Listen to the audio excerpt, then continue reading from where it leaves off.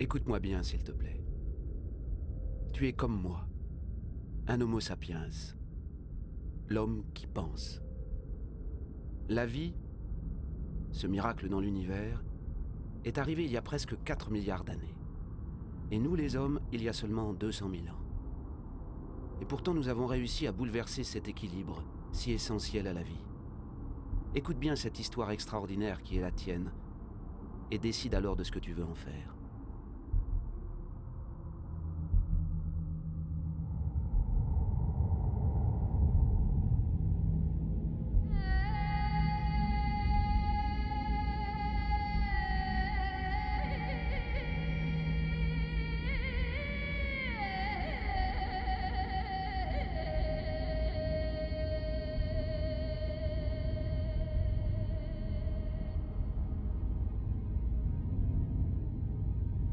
Voici les traces de nos origines. Au commencement, notre planète n'était qu'un chaos de feu, formé dans le cortège de son étoile, le Soleil. Un amas de poussière agglutinée, semblable à tant d'autres dans l'univers. Et pourtant, ici est né un miracle, la vie.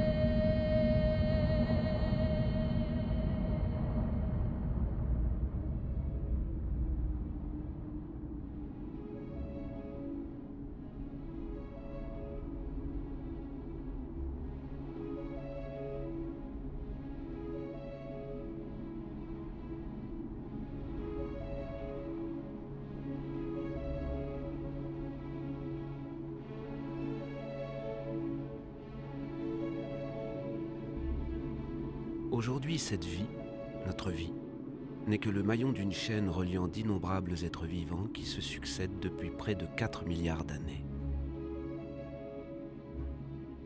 Aujourd'hui encore, les volcans continuent de sculpter nos paysages. Ils nous donnent à voir ce qu'était notre Terre à sa naissance, un magma de roches surgissant des profondeurs qui se fige, se craquelle, se boursoufle, ou s'étendent en croûte fine avant de s'éteindre pour un temps.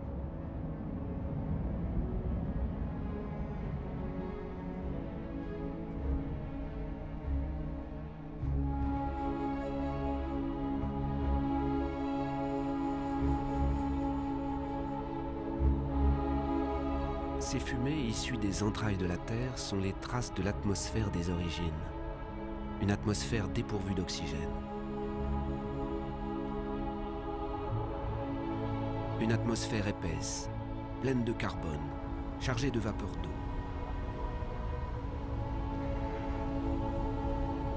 Une fournaise.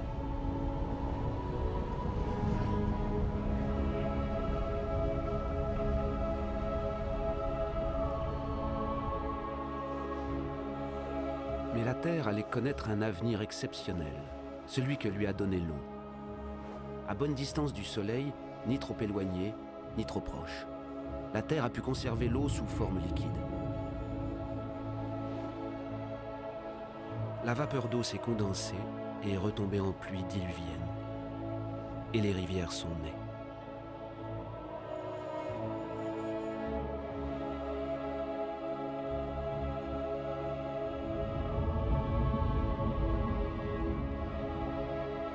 Les rivières modèlent la surface de la Terre.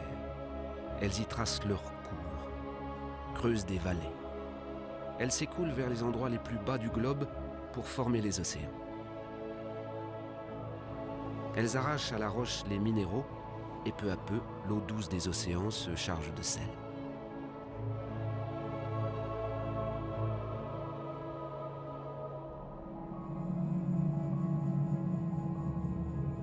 L'eau est un liquide vital. Elle irrigue ces étendues stériles. Les chemins qu'elle trace sont comme les veines d'un corps, les branches d'un arbre, les vaisseaux de la sève qu'elle apportera à la Terre.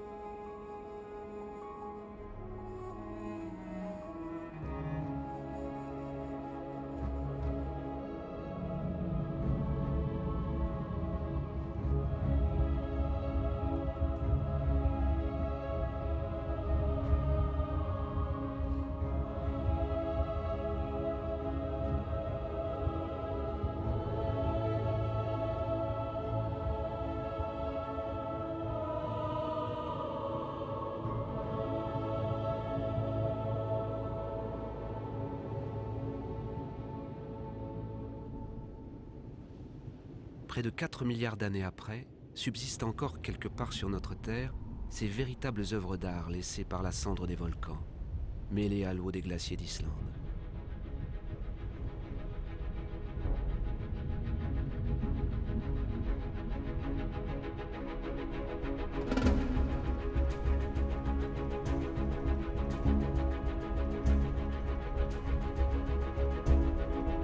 Elles sont inscrites là. Matière et eau et matière, le doux et le dur unis, alliance commune à toute parcelle de vie sur notre planète.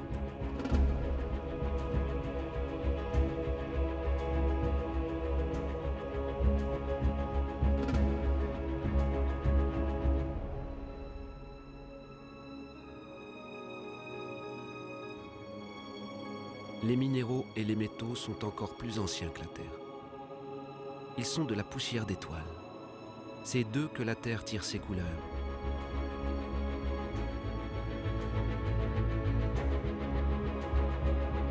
Le rouge pour le fer, le noir pour le carbone, le bleu pour le cuivre, le jaune pour le soufre.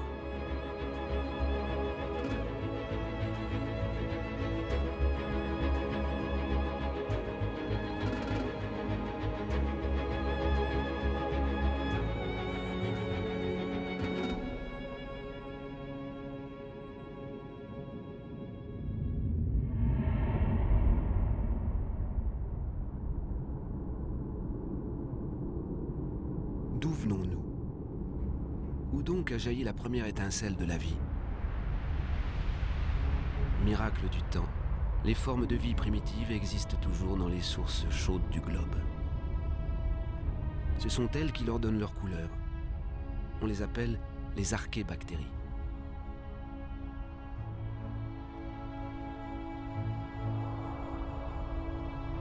Toutes se nourrissent de la chaleur de la Terre, sauf une. La cyanobactérie, ou algue bleu-verte. Elle seule a la capacité de se tourner vers la lumière du soleil pour capter son énergie.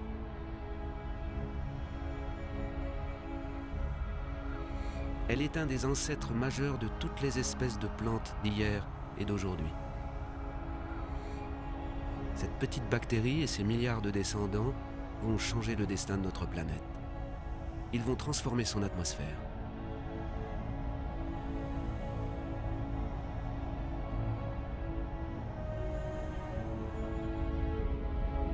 Mais où est donc le carbone qui empoisonnait le ciel? Il est toujours là, mais il est emprisonné dans les roches qui couvrent la Terre. Nulle part ailleurs que sur les parois du Grand Canyon du Colorado, on ne lit mieux cette histoire. Elle nous montre près de 2 milliards d'années de l'histoire terrestre. C'était autrefois un océan peuplé de minuscules organismes.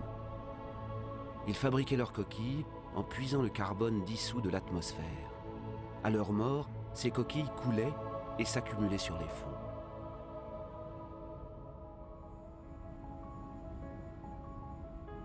Ces strates de roches, ce sont les coquilles de ces milliards d'organismes microscopiques.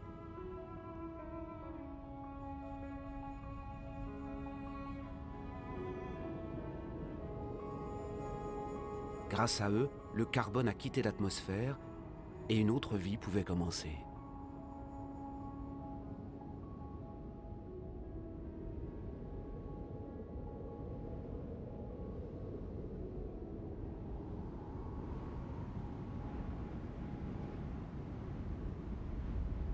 C'est le vivant qui a modifié l'atmosphère.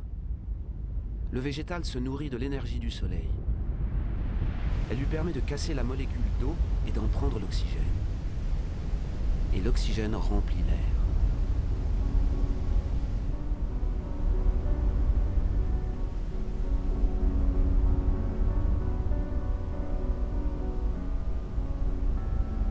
Le cycle de l'eau sur la Terre est un éternel recommencement.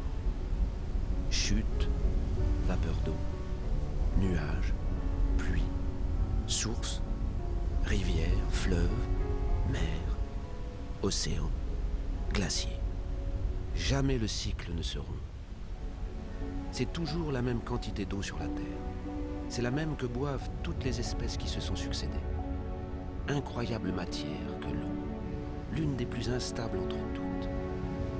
Elle prend la forme liquide de l'eau courante, gazeuse de la vapeur d'eau, ou solide de la glace.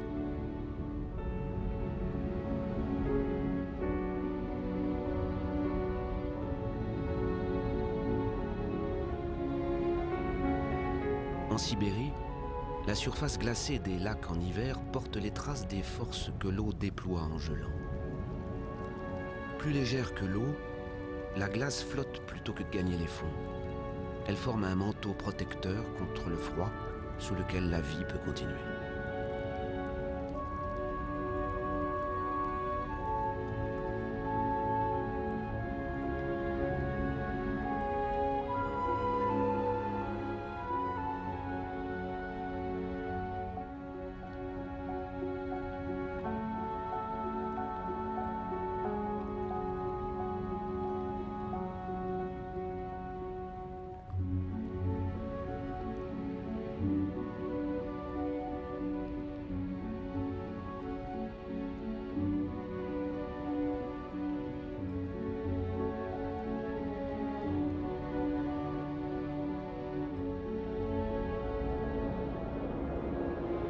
Le moteur de la vie, c'est le lien.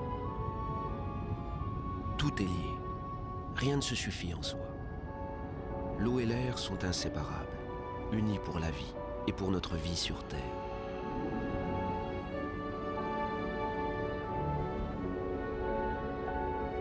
Ainsi, les nuages se forment au-dessus des océans et apportent la pluie sur les continents, qui apportent l'eau de leurs fleuves aux océans. Tout est partage.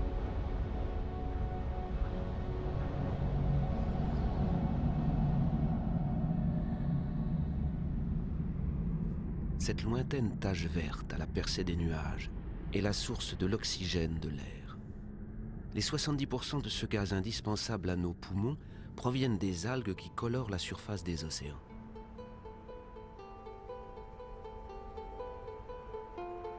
Notre Terre repose sur un équilibre où chacun a sa place, n'existe que dans l'existence de l'autre.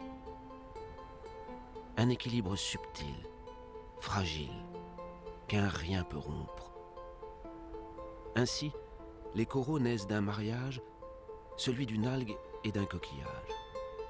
La grande barrière de corail au large de l'Australie s'étend sur plus de 350 000 km², abrite plus de 1500 espèces de poissons, 4000 de mollusques et quelques 400 de coraux.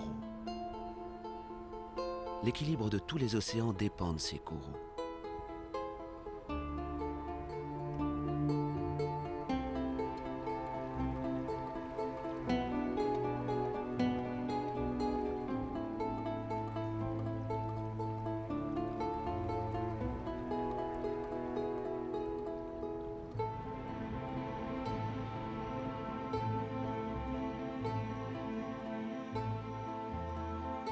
Notre Terre ne calcule le temps qu'en milliards d'années.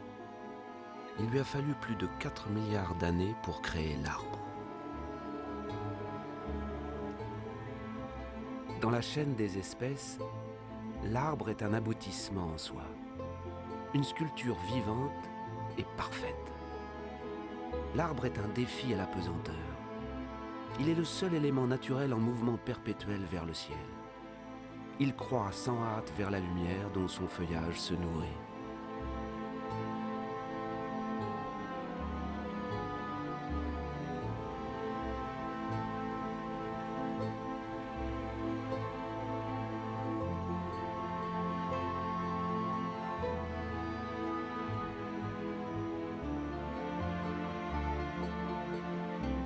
Il il a hérité de cette minuscule cyanobactérie le pouvoir de capturer l'énergie lumineuse. Il l'accumule et s'en nourrit pour la transformer en bois et en feuilles. Les feuilles se décomposent ensuite dans un mélange d'eau, de minéral, de végétal et de vivant. Et ainsi, peu à peu, se forment les sols indispensables à la vie.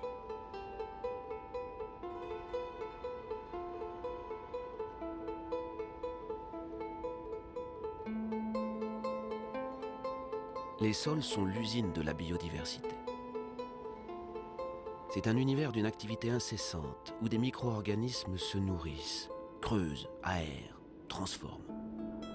Ils fabriquent l'humus, ce manteau fertile auquel toute vie est liée sur les continents.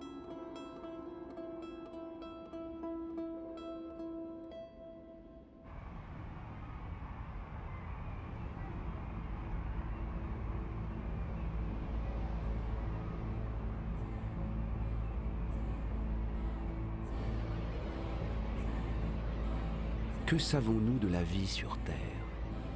Combien d'espèces connaissons-nous? Un dixième? Un centième peut-être?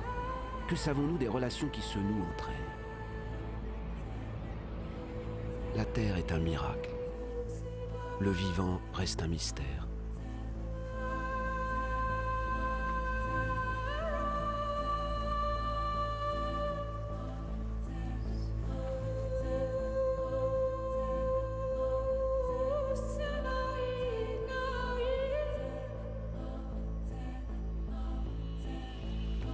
Des familles d'animaux se sont formées, soudées entre elles par des habitudes et des rites qui se perpétuent toujours.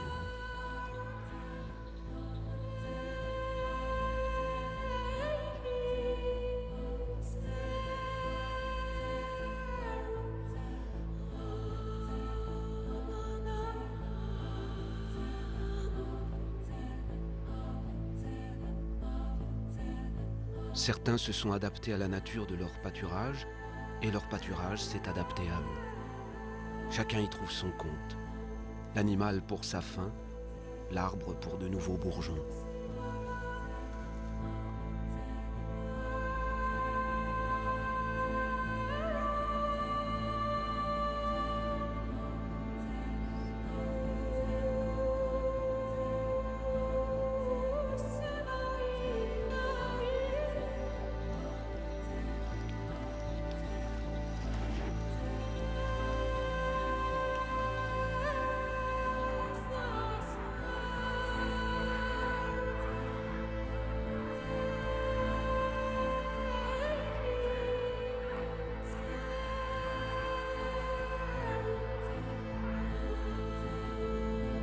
Dans la grande aventure de la Terre, chaque espèce a son rôle.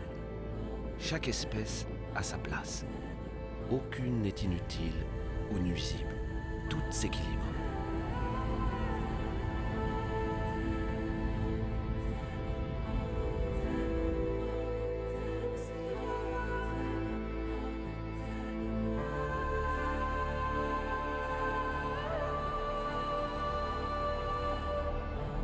Et c'est là que toi, oui, toi, Homo sapiens, l'homme qui pense, tu apparais dans cette histoire. Tu profites du fabuleux héritage de plus de 4 milliards d'années que te donne la Terre.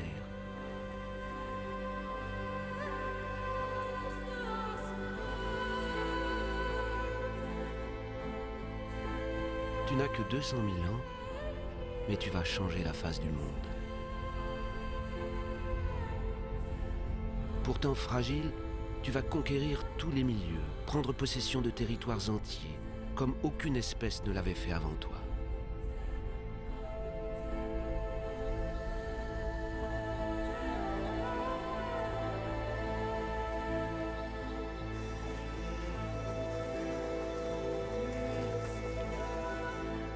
Après plus de 180 000 ans d'errance, grâce à un climat plus clément, l'homme se fixe. Il ne dépend plus seulement de la chasse pour survivre. Il choisit pour s'y établir les contrées humides où abondent le poisson, le gibier et les plantes sauvages, là où se mêlent la terre, le vivant et l'eau.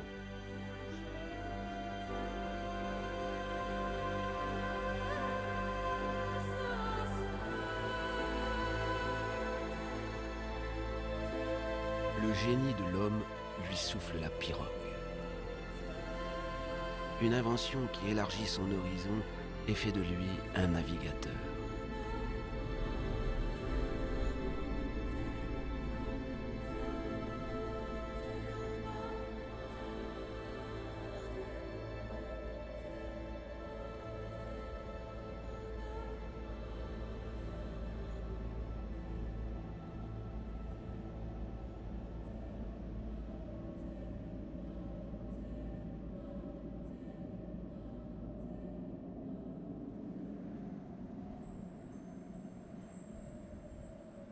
Aujourd'hui encore, la majeure partie de l'humanité n'a pas quitté le rivage des côtes, les rives des fleuves, des rivières, des lacs.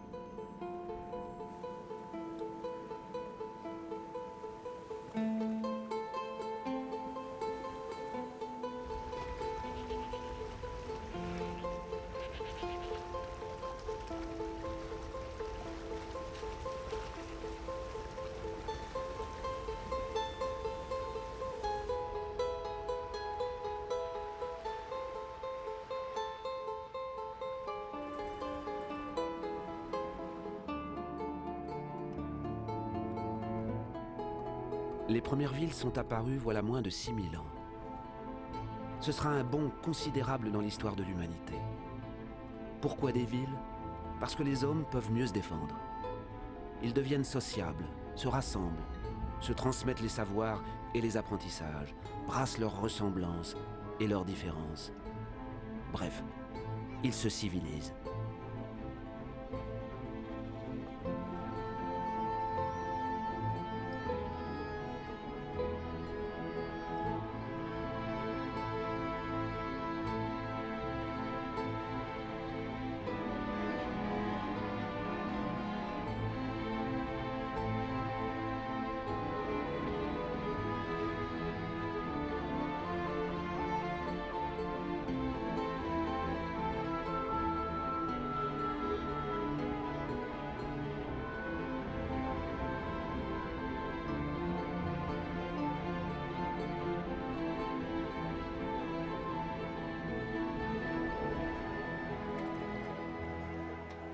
Mais l'énergie dont l'homme dispose alors est celle que lui fournit la force de ses bras, avec celle que lui offre la nature.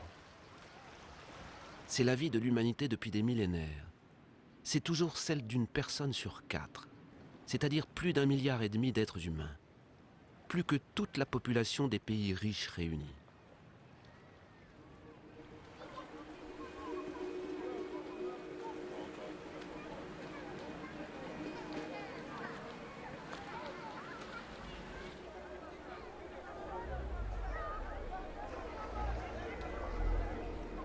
Ne prendre à la terre que le juste nécessaire. Longtemps, la balance entre l'homme et la planète est restée égale. Longtemps, l'économie a semblé un pacte naturel où chacun trouvait son équilibre.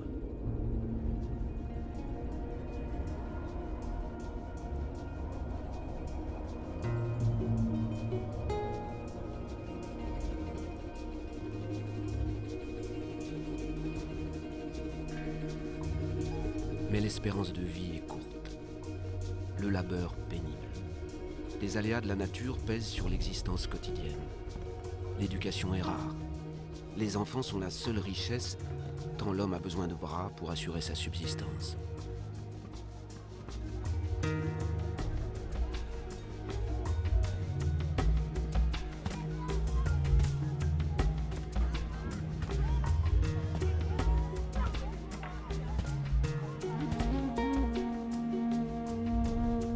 C'est la terre qui nourrit les hommes, qui les habille, qui subvient à leurs besoins de chaque jour.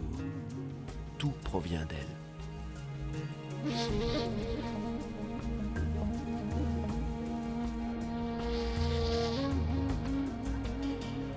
C'est la ville qui change la nature même de l'homme ainsi que sa destinée. Le cultivateur devient artisan, commerçant ou colporteur. Ce que la terre donnait aux paysans, le citadin l'achète ou le vend ou l'échange. Les biens circulent avec les idées.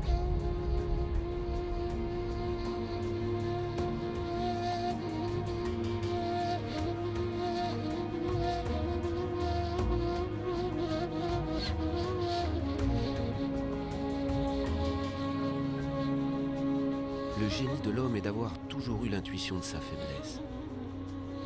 Il veut repousser les limites de son territoire, mais il connaît ses propres limites. L'énergie physique, la force que la nature ne lui a pas donnée, il va les chercher dans l'animal qu'il domestique à son service.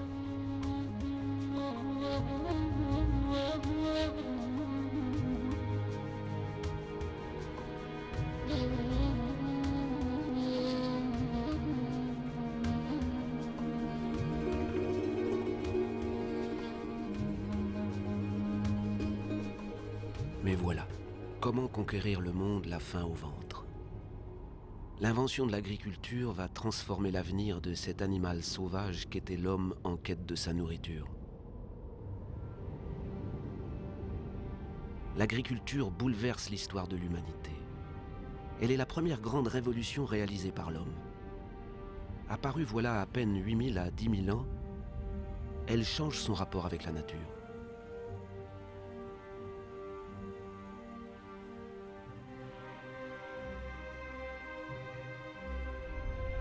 Elle met fin à l'incertitude de la chasse et de la cueillette. Elle apporte les premiers surplus alimentaires et va donner naissance aux villes et aux civilisations.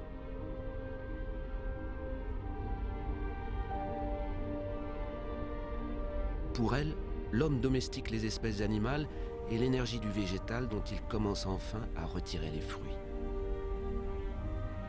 Le souvenir de millénaires de cueillettes sauvages s'efface. Des céréales dont il fait le levain de sa vie, il apprend à les marier avec les terroirs et les climats. Il apprend à en faire croître et multiplier les variétés.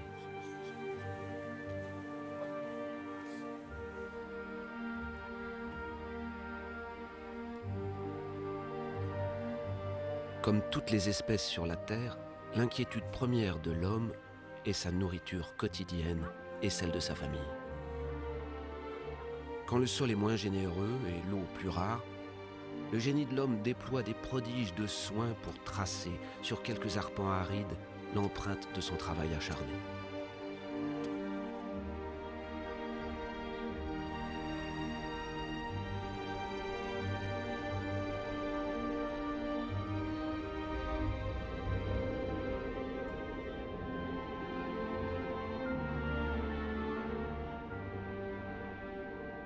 Les hommes ont modelé les espaces avec la patience et l'abnégation que la terre exige, comme un sacrifice sans cesse recommencé.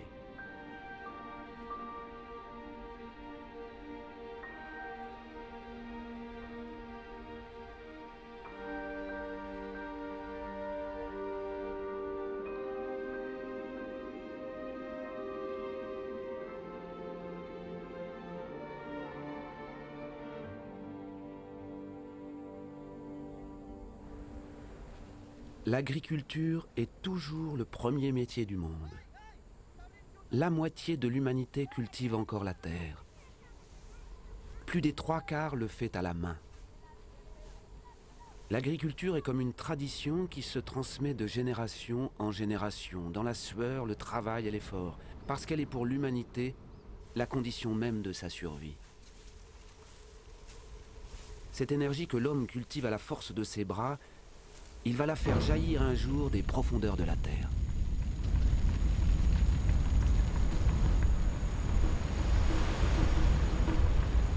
Ces flammes, c'est encore du végétal. Une poche de soleil, de l'énergie pure. L'énergie du soleil captée pendant des millions d'années par des millions de végétaux, il y a plus de 100 millions d'années. C'est le charbon, c'est le gaz, et c'est surtout le pétrole.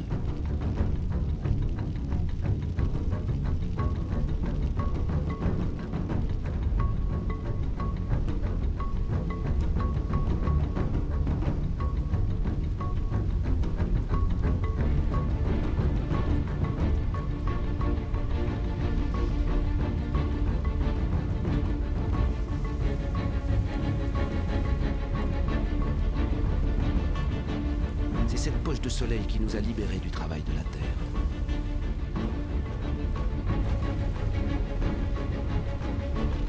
Avec le pétrole, s'est ouvert le temps de l'homme qui s'affranchit du temps. Avec le pétrole, certains d'entre nous ont connu un confort comme jamais l'humanité n'en a bénéficié. Et en 50 ans, nous avons modifié la Terre plus rapidement que tous les hommes qui nous ont précédés.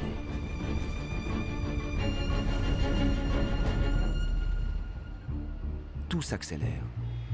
Au cours des 60 dernières années, la population du globe a presque triplé. Et plus de 2 milliards d'hommes ont rejoint les villes.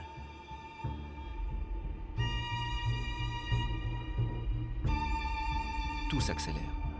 Cette ville, Shenzhen, en Chine, avec ses centaines de gratte-ciel et ses millions d'habitants, était encore un petit village de pêcheurs voilà à peine 40 ans.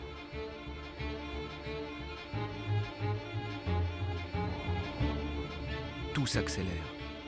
À Shanghai, 3000 tours et gratte-ciel ont été érigés en 20 ans. Des centaines sont encore et encore en construction.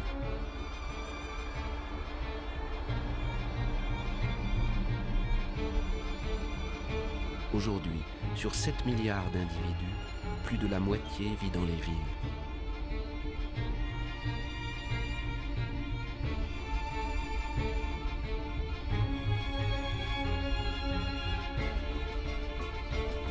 New York.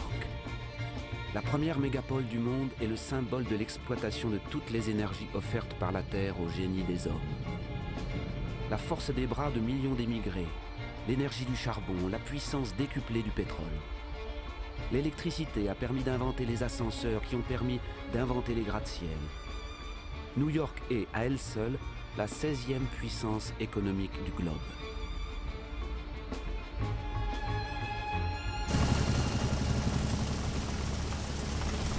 L'Amérique a été la première à découvrir, à exploiter et à utiliser la puissance nouvelle et prodigieuse de l'or noir. Avec lui, ce peuple de fermiers est devenu un peuple d'industriels de la terre. Les machines remplacent les hommes. 1 litre de pétrole fournit autant d'énergie que 100 paires de bras pendant 24 heures.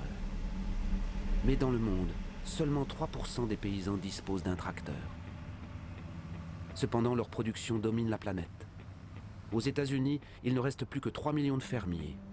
Leur seule production de céréales pourrait nourrir 2 milliards de personnes.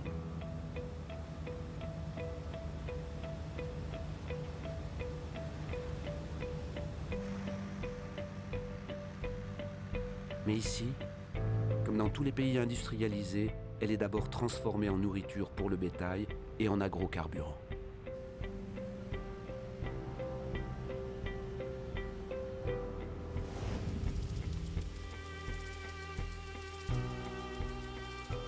L'énergie de la poche de soleil éloigne le spectre des sécheresses qui hantaient les cultures. Aucune source n'échappe à une agriculture qui prélève 70% de l'eau consommée par toute l'humanité.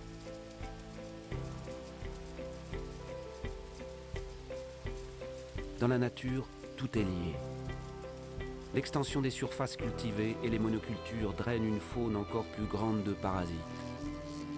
Les pesticides, autres cadeaux de la pétrochimie, les exterminent. Adieu les mauvaises récoltes et les menaces de famine. L'agriculture produit tant qu'il faut désormais gérer les surplus.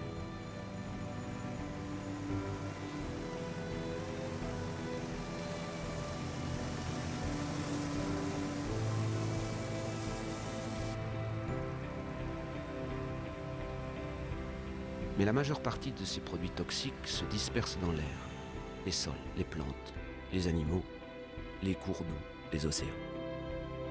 Elles pénètrent au cœur de cellules semblables à cette cellule mère des origines communes à tout le vivant. Sont-elles nuisibles à l'espèce humaine qu'elles ont délivrée de la faim? Ces agriculteurs, protégés par leur combinaison jaune, le savent sûrement.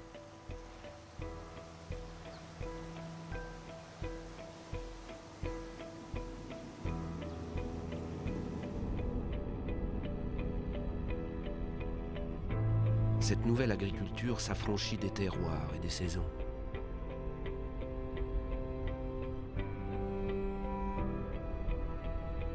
Les engrais apportent une fertilité inespérée à n'importe quelle parcelle délaissée par les hommes.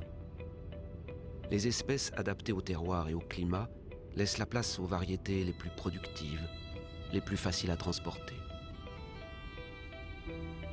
C'est ainsi qu'en un siècle, les 3/4 des variétés que l'homme avait sélectionnées pendant des millénaires ont disparu. À perte de vue, engrais dessous, plastique dessus, les serres du désert d'Almeria en Espagne sont le potager de l'Europe. Une ville de légumes bien calibrée attend chaque jour les centaines de camions qui vont les porter dans les supermarchés. Plus un pays se développe, plus ses habitants consomment de la viande. Comment satisfaire une demande croissante dans le monde sans concevoir des élevages de bovins quasi concentrationnaires? Tout s'accélère. Même la croissance d'un bétail en dehors de tout pâturage.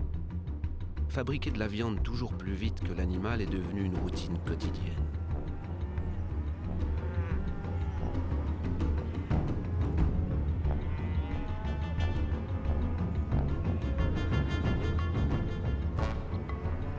Dans l'immensité de ces corrals piétinés par des millions de bêtes, pas une herbe ne pousse. Une noria de camions venant de tous les horizons du pays apporte des tonnes de céréales, soja et granulés hyper concentrés qui se transformeront en tonnes de viande. Bilan, il faut 100 litres d'eau pour produire 1 kilo de pommes de terre, 4000 pour 1 kilo de riz, 13 000 pour 1 kilo de bœuf, sans compter le pétrole pour sa production et son transport.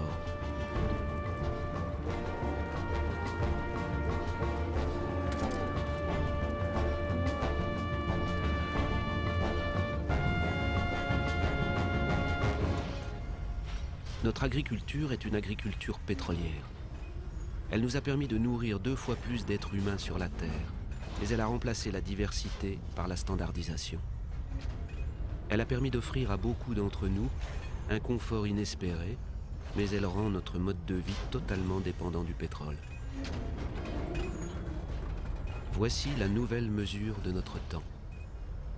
L'horloge de notre monde bat désormais au rythme de ces mécaniques infatigables posées sur la poche de soleil. Leur rythme régulier nous rassure. Leur moindre hoquet nous plonge dans le désarroi. La planète entière écoute ce murmure qui berce nos espérances et nos illusions. Elle prolifère avec nos besoins, nos désirs toujours insatiables et nos gaspillages. Nous savons que la fin de ce pétrole bon marché s'annonce, mais nous ne voulons pas le croire.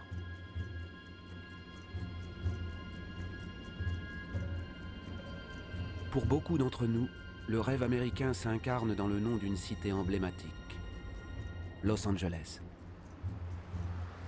Dans cette ville qui s'étire sur plus de 100 km, le nombre des voitures est quasi égal au nombre d'habitants.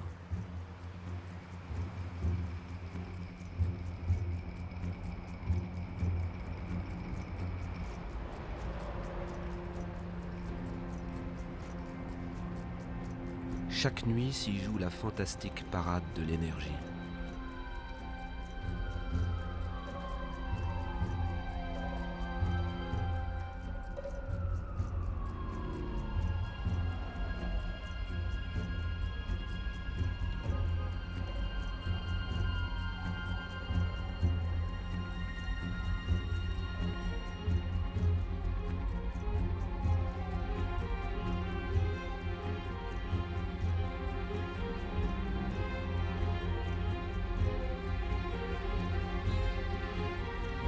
Les jours ne semblent plus être que le pâle miroir de ces nuits qui font de la ville un ciel étoilé.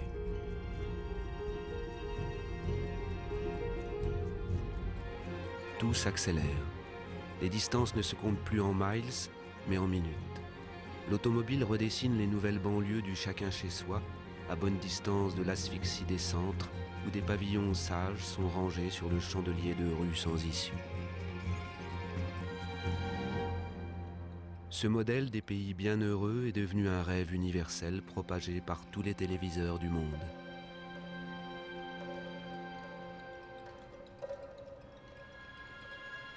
Même ici à Pékin, il se clone, se réplique, se reproduit dans des pavillons standardisés qui ont effacé les pagodes.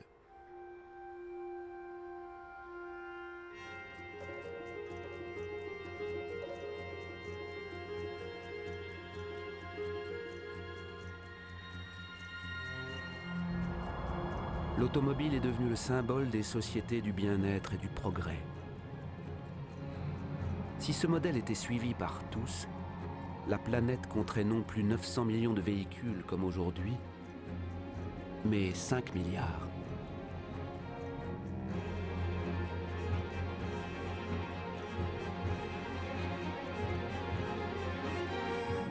Tout s'accélère. Plus le monde se développe, plus la soif d'énergie croît.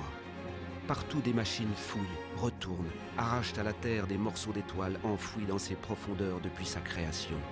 Le minerai.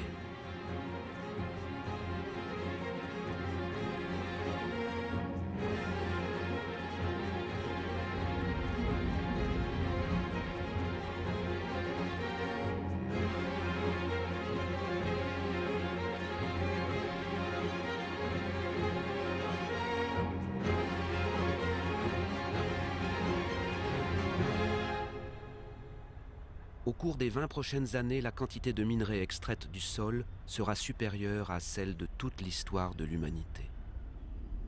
Privilège de la puissance, les 80% de cette richesse souterraine sont consommés par 20% de la population du globe.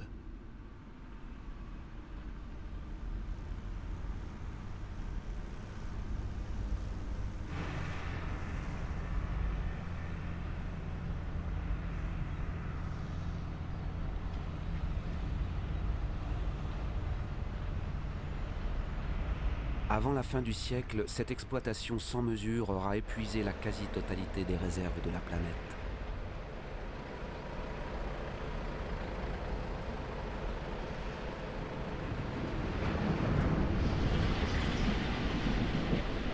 Tout s'accélère. Les chantiers navals fabriquent à la chaîne pétroliers, porte-conteneurs, méthaniers pour répondre à la demande d'une production industrielle mondialisée.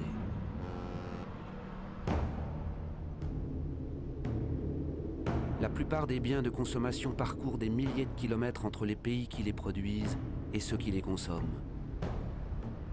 Depuis 1950, les échanges internationaux ont été multipliés par 20.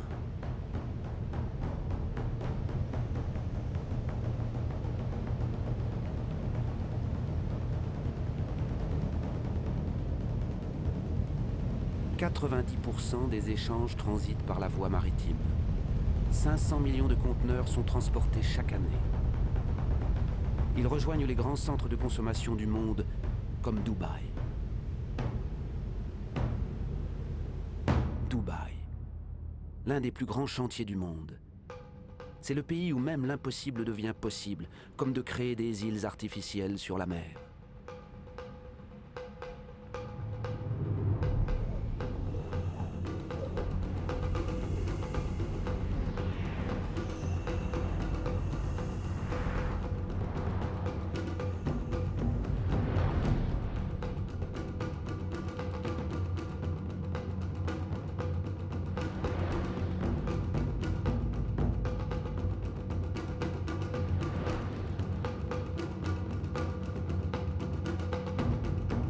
Dubaï a peu de ressources naturelles.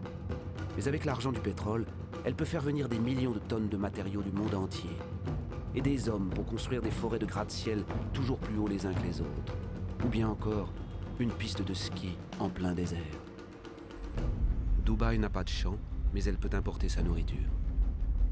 Dubaï n'a pas d'eau, mais elle peut dessaler l'eau de mer au prix d'une énergie considérable et édifier les gratte-ciel les plus hauts du monde. Dubaï a du soleil à n'en plus finir, mais elle ignore les panneaux solaires. C'est la ville du toujours plus, où les rêves les plus fous sont réalisés. Dubaï est une sorte d'aboutissement du modèle occidental, avec les 800 mètres d'un totem d'une modernité totale devant lequel la terre entière ne cesse de s'étonner. Des mesures ? Peut-être. Dubaï semble avoir fait son choix. Elle est comme le nouveau phare de tout l'argent du monde.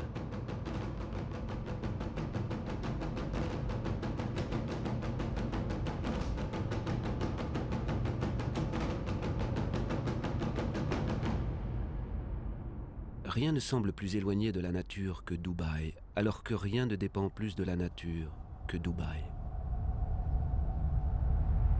Cette ville n'a fait que suivre le modèle des pays riches. Nous n'avons pas pris conscience que nous sommes en train d'épuiser ce que la nature nous offre.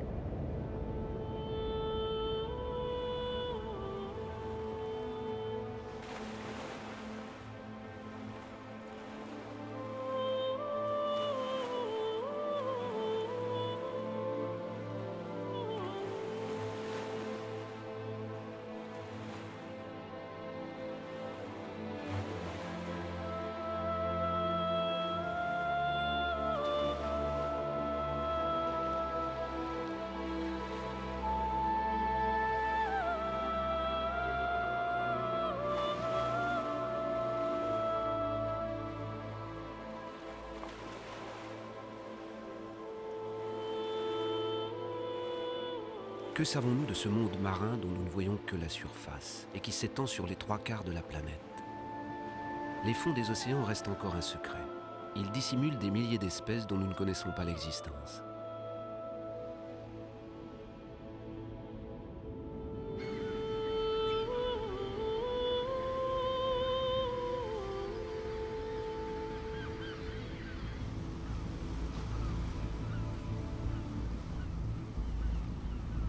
Depuis 1950, les prises de pêche sont passées de 18 à 100 millions de tonnes par an, soit 5 fois plus. Des milliers de bateaux-usines vident les océans.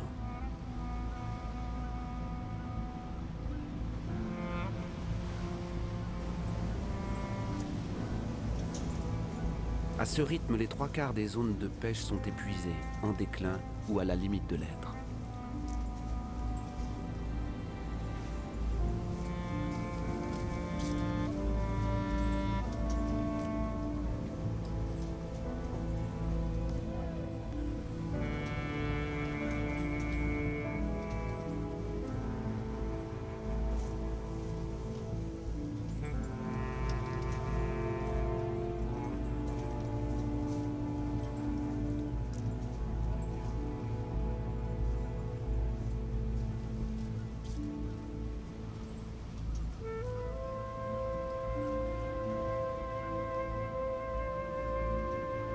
La plus grande partie des grands poissons a disparu faute d'avoir eu le temps de se reproduire. Nous cassons le cycle d'une vie qui nous était offerte.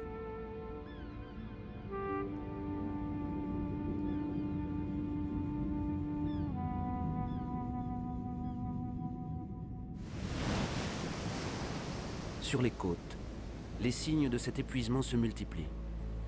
Premier signe, les colonies de mammifères marins se réduisent. Fragilisés par l'urbanisation des côtes et la pollution, ils sont exposés à une nouvelle menace, la famine. Dans cette compétition inégale avec la pêche industrielle, ils ne trouvent plus assez de poissons pour nourrir leurs petits.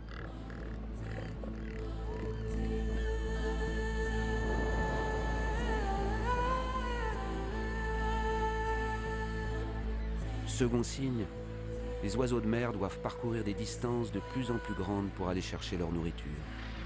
Au rythme actuel des prises, l'ensemble des ressources de pêche est menacé d'épuisement.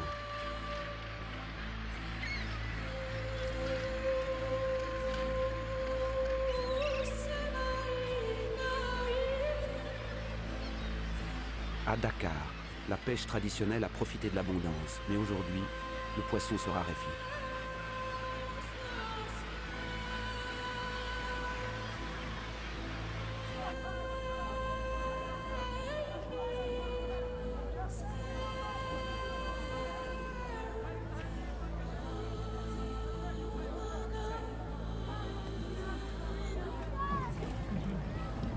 Le poisson est l'aliment de base d'un homme sur 5 sur la planète.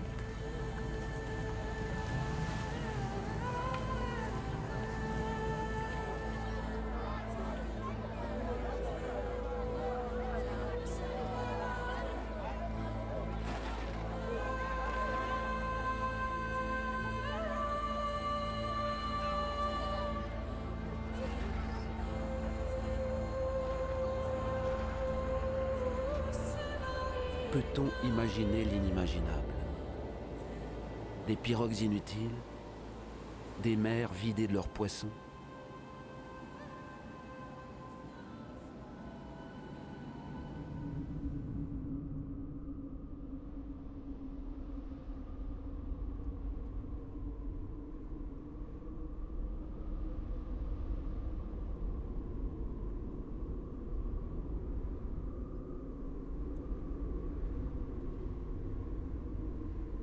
Les ressources sont rares. Nous l'avons oublié. 500 millions d'hommes habitent les contrées désertiques du monde, davantage que toute la population européenne réunie. Ils savent la valeur de l'eau. Ils savent aussi l'utiliser avec économie. Ici, ils dépendent de puits alimentés par une eau fossile, une eau qui s'est accumulée dans le sol lorsque la pluie tombait encore dans ces déserts. Elle a 25 000 ans.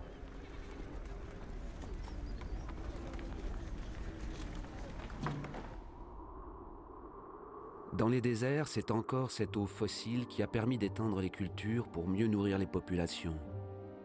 La forme arrondie de ces champs est dessinée par les carrousels qui les irriguent.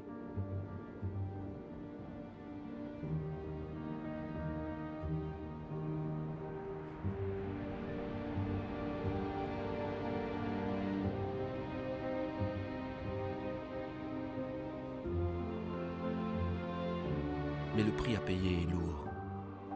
Cette eau fossile ne se renouvelle pas, ou très peu.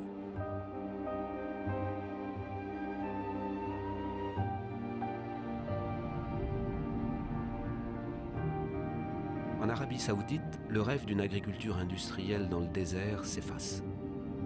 Ces points clairs qui semblent posés sur un parchemin sont les traces des parcelles abandonnées. Les carrousels d'irrigation sont toujours là, l'énergie pour pomper aussi, mais l'eau fossile s'épuise.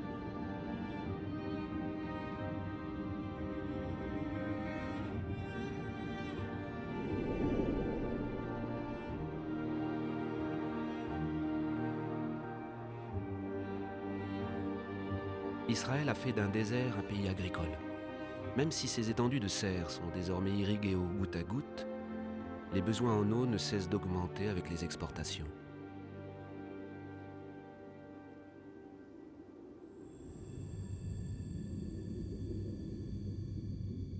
La rivière du Jourdain n'est plus qu'un mince filet d'eau.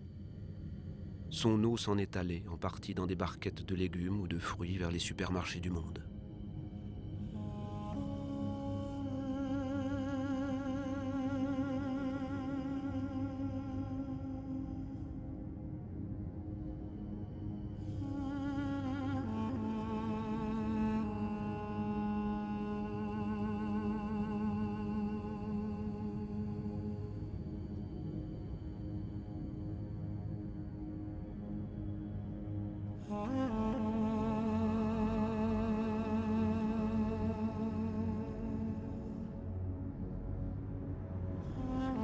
Le sort du Jourdain n'est pas unique. Sur la planète, un grand fleuve sur 10 n'atteint plus la mer pendant plusieurs mois par an.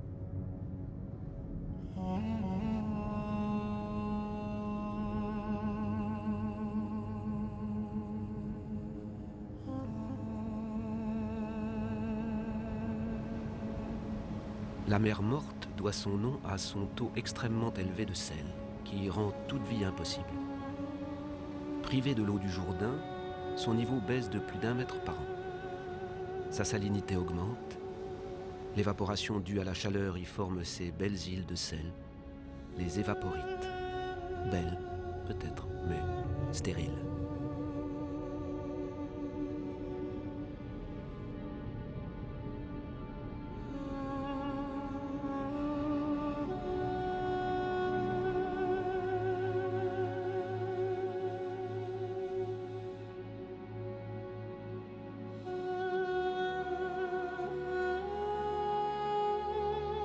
En Inde, dans le Rajasthan, Udaipur est un miracle de l'eau.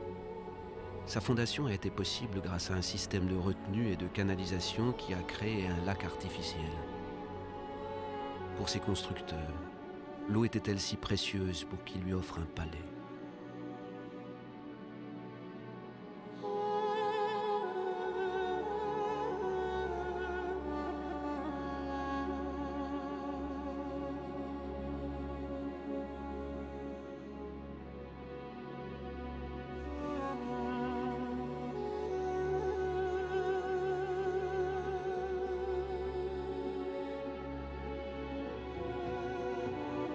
L'Inde risque d'être le pays le plus touché par le manque d'eau au cours de ce siècle.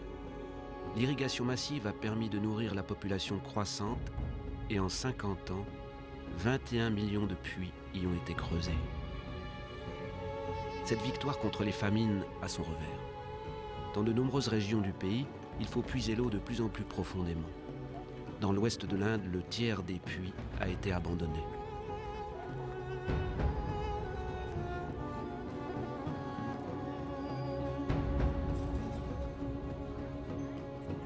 Les nappes d'eau souterraines s'assèchent.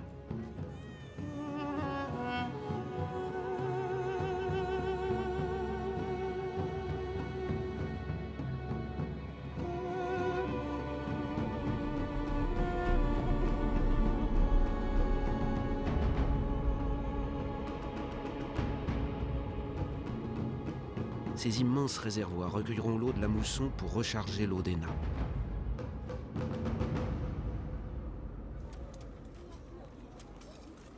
Pendant la saison sèche, les femmes des villages les creusent à la main.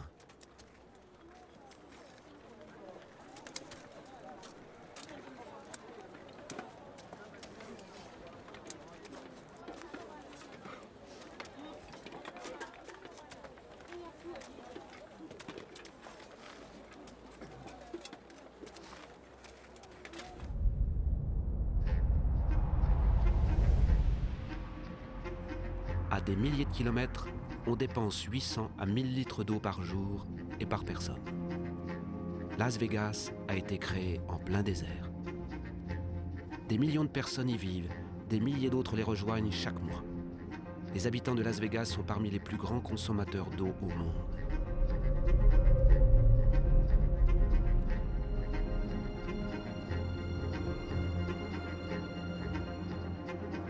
Palm Springs est une autre ville du désert, avec sa végétation de pays humides et ses impeccables parcours de golf.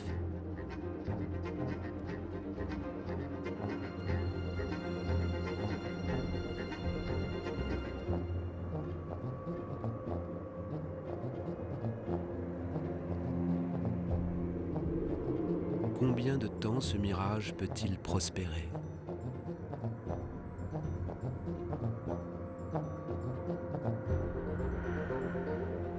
La Terre ne peut plus suivre ce rythme effréné. Le Colorado qui alimente ces villes est un de ces fleuves qui n'atteignent plus la mer. Plus alarmant encore, son débit diminue à la source. Le niveau des lacs de réserve aménagés sur son cours s'effondre.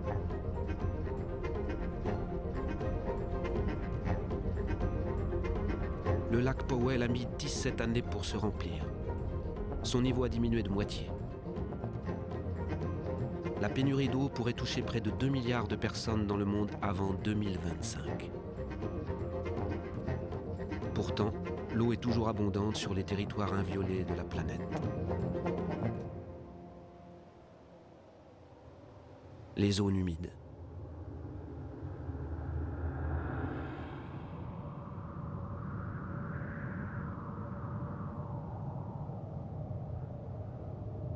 Ces zones humides sont essentielles à toute la vie sur Terre. Elles couvrent 6% de la planète.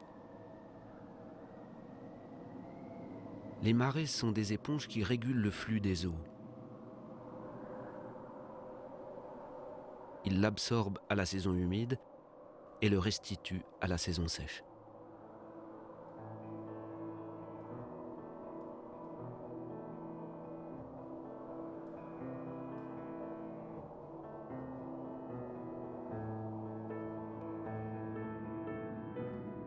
Les eaux descendent des sommets des montagnes, elles emportent avec elles les graines des régions qu'elles ont traversées. De cet ensemble naît un paysage unique où la diversité des espèces n'a d'égal que leur richesse.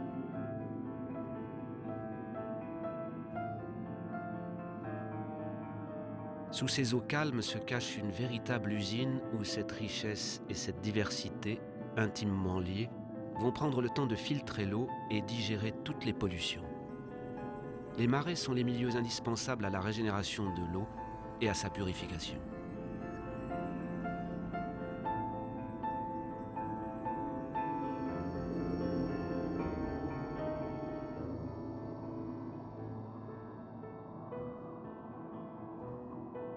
Ces espaces humides, nous les avons toujours vus comme des étendues insalubres, perdues pour les hommes. Dans notre course à la conquête des terres, Nous les avons accaparés pour faire paître notre bétail, pour notre agriculture, pour y construire nos maisons.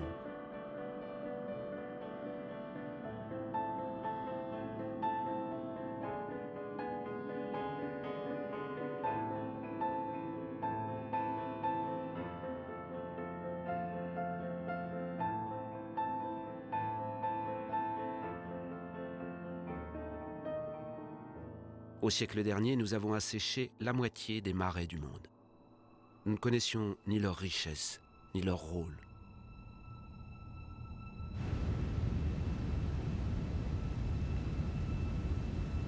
Tout est vivant. Tout est lié. L'eau, l'air, le sol, les arbres. Toute la magie du monde se déroule sous nos yeux.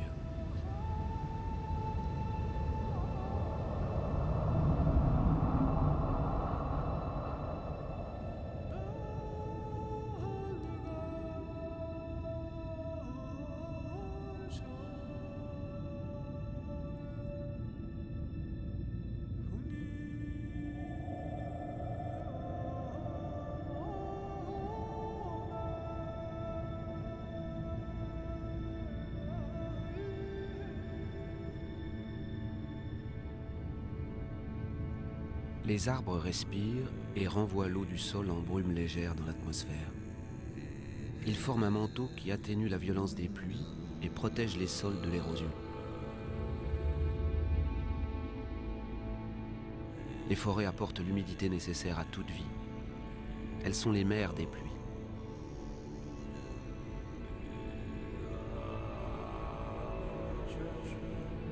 Les forêts stockent le carbone. Elles en contiennent davantage que toute l'atmosphère de la Terre. Elles sont l'une des pierres angulaires de l'équilibre climatique dont nous dépendons tous.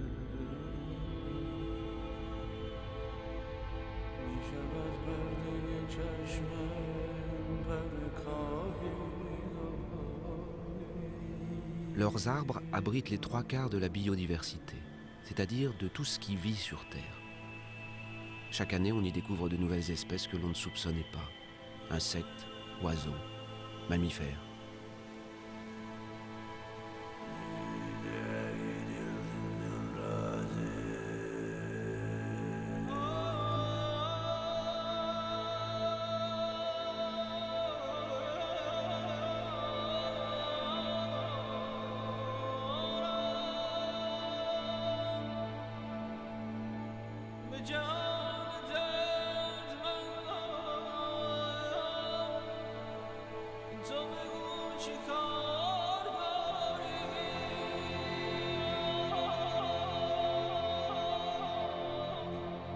Ces forêts apportent les remèdes qui nous guérissent. Les substances que sécrètent ces plantes, notre corps peut les reconnaître. Nos cellules parlent le même langage. Nous sommes de la même famille.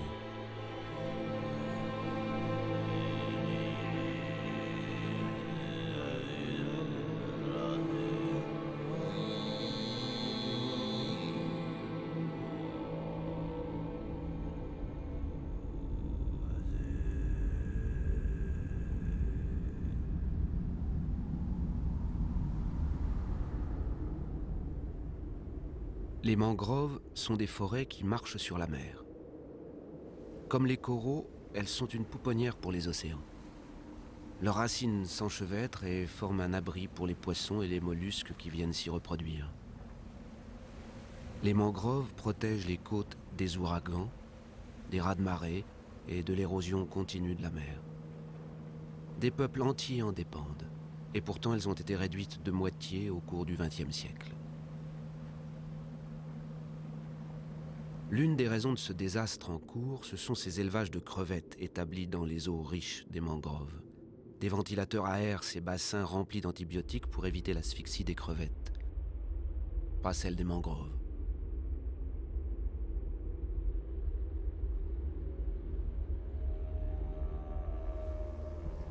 Depuis les années 60, la déforestation s'accélère sans cesse. Chaque année, 13 millions d'hectares de forêts tropicales partent en fumée et en billes de bois. Une surface aussi grande que le quart de la France.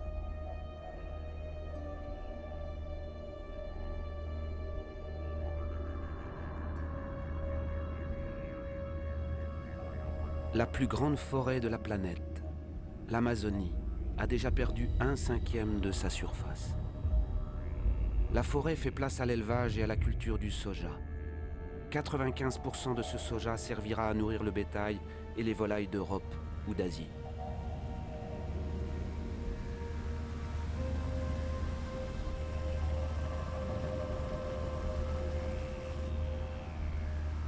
Et voilà comment une forêt se transforme en viande.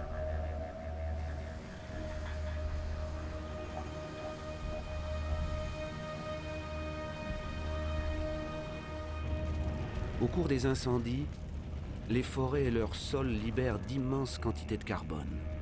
Ils dégagent 20% des gaz à effet de serre émis sur la planète. La déforestation est l'une des premières causes du changement climatique.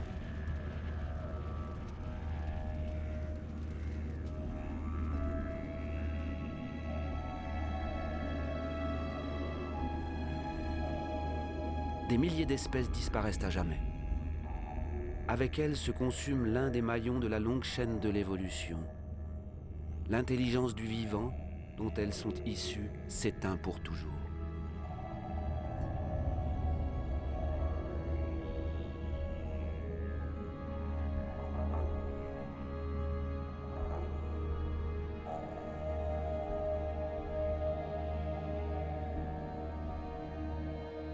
Bornéo.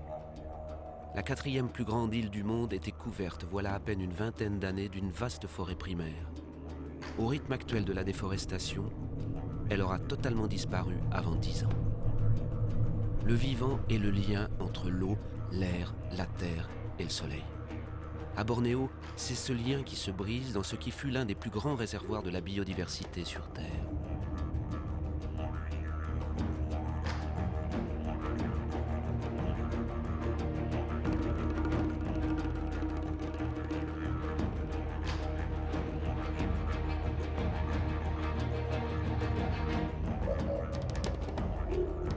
La raison de ce désastre, Bornéo s'est tourné vers la production d'huile de palme, la première de toutes les huiles les plus consommées au monde. Une grande partie de l'huile de palme alimente notre demande croissante en produits alimentaires, mais aussi en produits cosmétiques, en détergents et de plus en plus en agrocarburants. La diversité de la forêt a fait place à une seule espèce, le palmier à huile. La monoculture est facile, productive et rapide. Pour la population locale, c'est une source d'emploi. C'est de l'industrie agricole.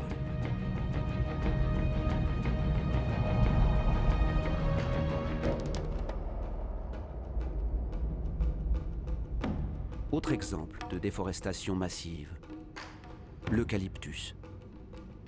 L'eucalyptus sert à fabriquer de la pâte à papier.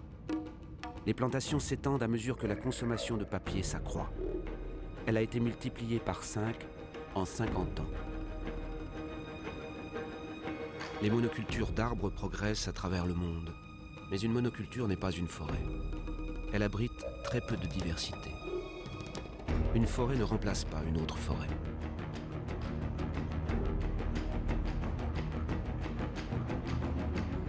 Au pied de ces eucalyptus, plus rien ne pousse car leurs feuilles forment une litière toxique à la plupart des autres végétations.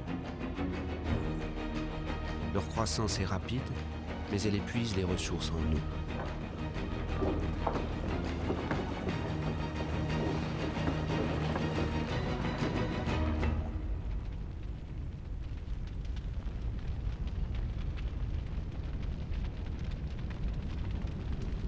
Soja, huile de palme, eucalyptus, la déforestation détruit l'essentiel pour produire le superflu.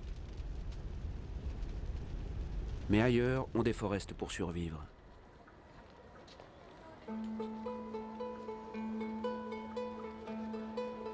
Plus de 2 milliards de personnes sur la planète dépendent encore du charbon de bois, près du tiers de la population mondiale.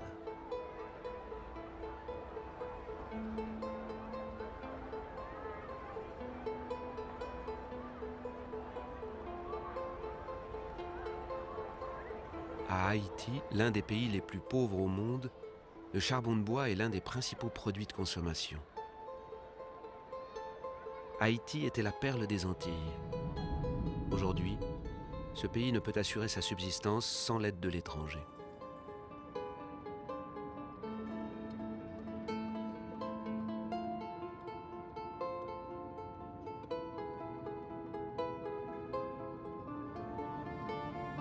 Sur les collines d'Haïti, il ne reste plus que 2% des forêts. Mise à nu, la terre n'absorbe plus l'eau des pluies. Sans végétation, sans les racines qui le renforcent, le sol n'est plus retenu. Avec les eaux de pluie, il dévale les collines et ruisselle jusqu'à la mer. L'érosion appauvrit les sols qui deviennent de moins en moins cultivables.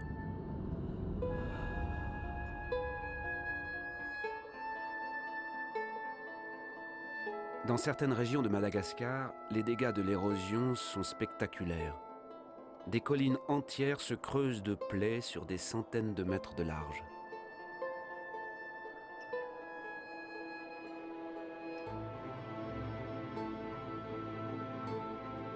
Le sol est une fabrication du vivant, mince et fragile.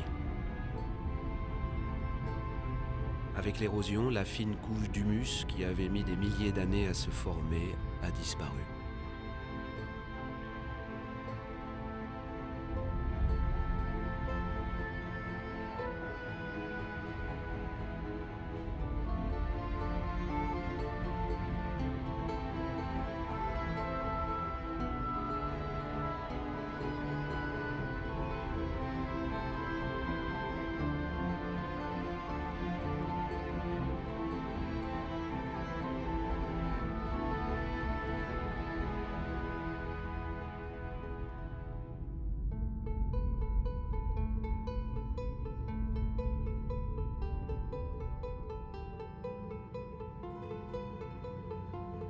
Voici une théorie de l'histoire des Pasquans sur l'île de Pâques. Elle peut peut-être nous amener à réfléchir. Ici, sur l'île la plus isolée du monde, les Pasquans ont exploité leurs ressources jusqu'au bout. Leur civilisation n'y a pas survécu. Il y avait sur ces terres les palmiers les plus hauts du monde. Ils ont disparu. Les Pasquans les ont exploités jusqu'au dernier. Ils durent affronter ensuite une érosion générale de leur sol. Les Pasquans ne pouvaient plus pêcher, ils n'avaient plus d'arbres pour construire leurs pirogues. Ils furent une des plus brillantes civilisations du Pacifique, des agriculteurs habiles, des sculpteurs, des navigateurs exceptionnels. Ils ont été pris dans l'étau de la surpopulation et de l'épuisement des ressources. Ils connurent les violences sociales, les révoltes et la famine. Nombre d'entre eux n'ont pas survécu à ce cataclysme.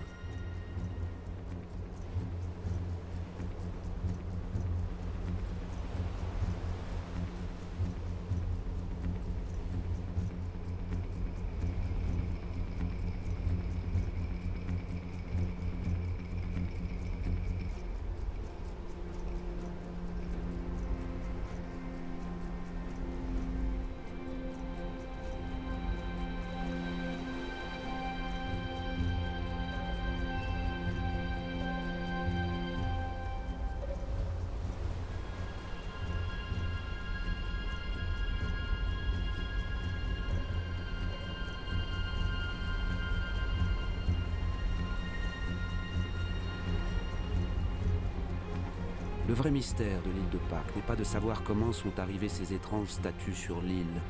Nous le savons maintenant. C'est de comprendre pourquoi les Pasquans n'ont pas réagi à temps.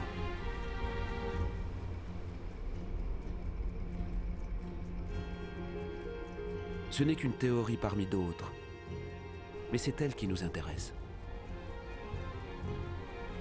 Depuis 1950, la population mondiale a presque triplé. Et depuis 1950, nous avons davantage modifié notre île, la Terre, que pendant nos 200 000 ans d'histoire.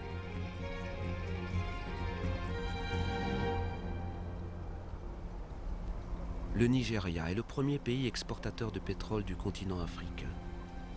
Pourtant, 70% de la population vit sous le seuil de pauvreté. La richesse est là, mais les habitants n'y ont pas accès. C'est une vérité mondiale. La moitié des pauvres de la planète vit dans des pays riches en ressources.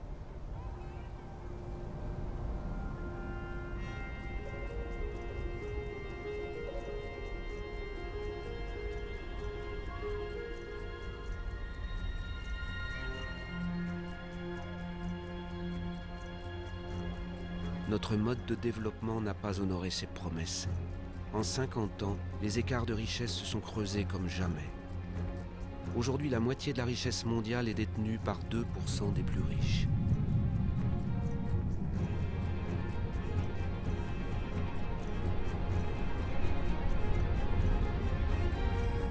De telles disparités peuvent-elles encore durer ?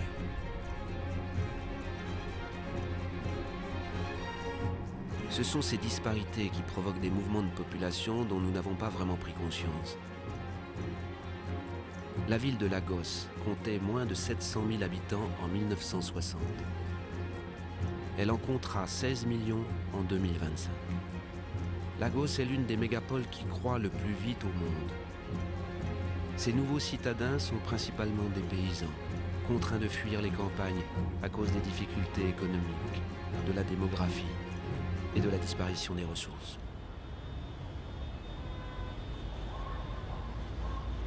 Cette croissance urbaine est tout à fait nouvelle, car elle a pour moteur la pauvreté, et non la richesse.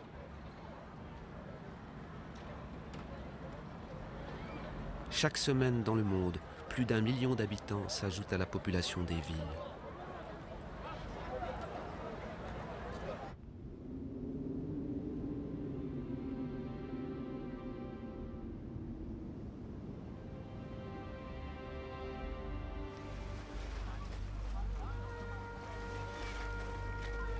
Un être humain sur 6 vit aujourd'hui dans un habitat précaire, insalubre, surpeuplé, sans accès aux installations nécessaires à la vie courante, eau, toilettes, électricité.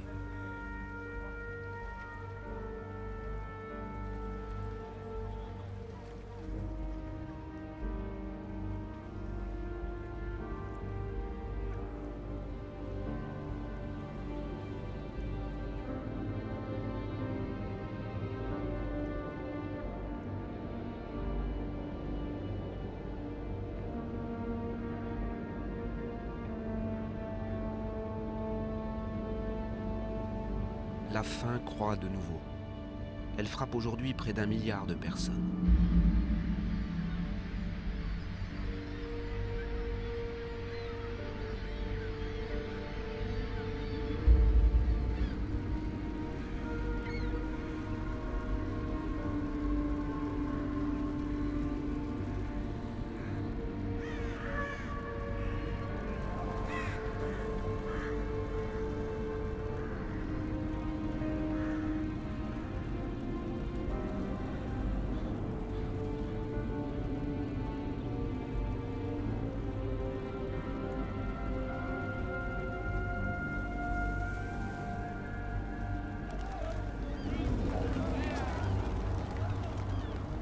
Dans les poubelles du monde, les plus pauvres fouillent pour leur survie, tandis que nous continuons à creuser en quête des ressources que nous croyons indispensables.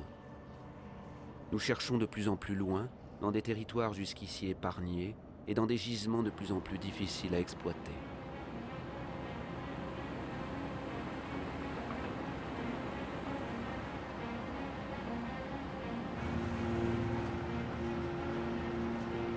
Nous ne changerons pas de modèle. Le pétrole liquide risque-t-il de nous manquer ? Nous pouvons extraire un pétrole mélangé au sable bitumineux du Canada.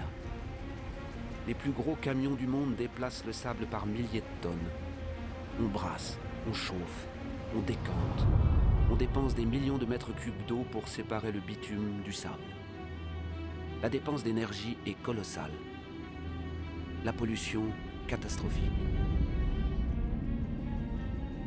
Rien ne semble plus urgent que de vider toutes les poches de soleil.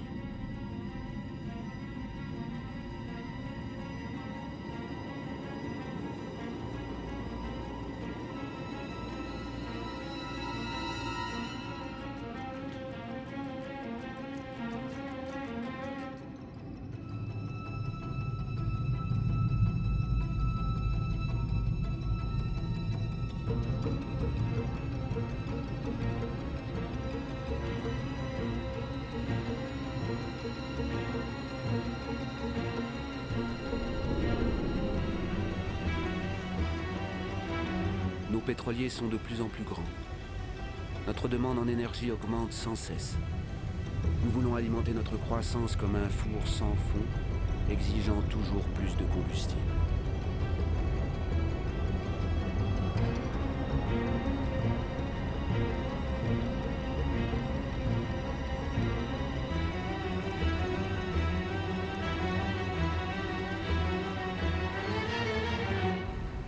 C'est une histoire de carbone. Ce carbone qui faisait de notre atmosphère une fournaise, que la nature avait capté pendant des millions d'années, permettant à la vie de se développer, nous en rejetons une grande partie en quelques décennies. L'atmosphère chauffe. L'image de ce bateau, à cet endroit, était impossible voilà quelques années à peine. Transport, industrie, déforestation, agriculture. Nos activités rejettent des quantités gigantesques de dioxyde de carbone. Sans nous en rendre compte le moins du monde, molécule par molécule, nous avons bouleversé l'équilibre climatique de la Terre.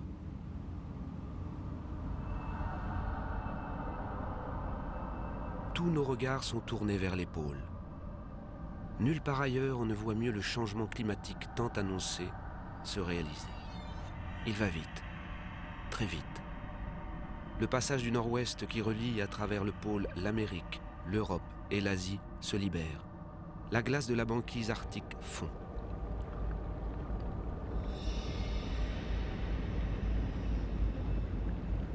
Sous l'effet du réchauffement, la banquise a perdu 40% de son épaisseur en 40 ans. Sa surface en été se rétrécit d'année en année. Elle pourrait disparaître avant 2030. Certains prédisent 2015.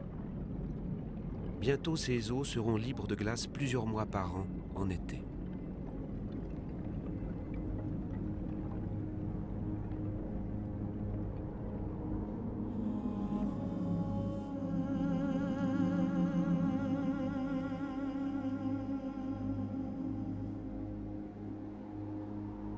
Les rayons du soleil que la surface glacée renvoyée vers le ciel pénètrent désormais dans l'eau sombre et la réchauffent. Le réchauffement s'accélère.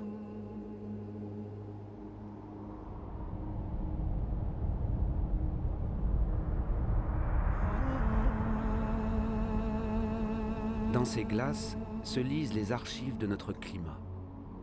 Jamais la concentration en dioxyde de carbone n'a été si élevée depuis plusieurs centaines de milliers d'années. L'homme n'a jamais connu pareille atmosphère.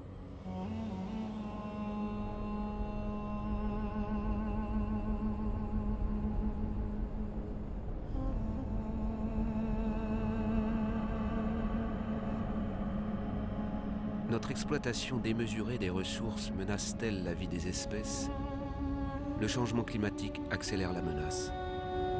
Avant 2050, le quart de toutes les espèces vivant sur Terre pourrait être menacé de disparition. Dans cet univers de glace, l'équilibre de la nature est déjà bouleversé.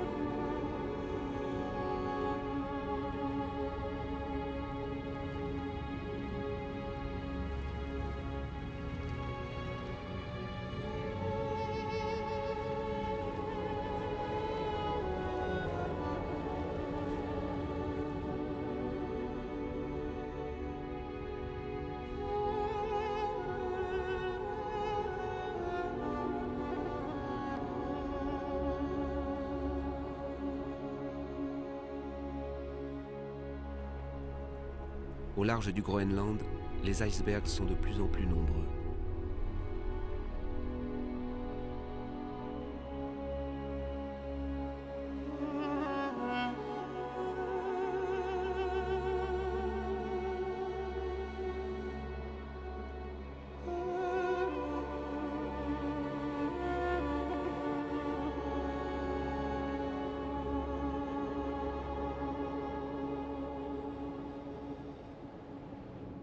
Autour du pôle Nord, la banquise a perdu 30% de sa surface en 30 ans.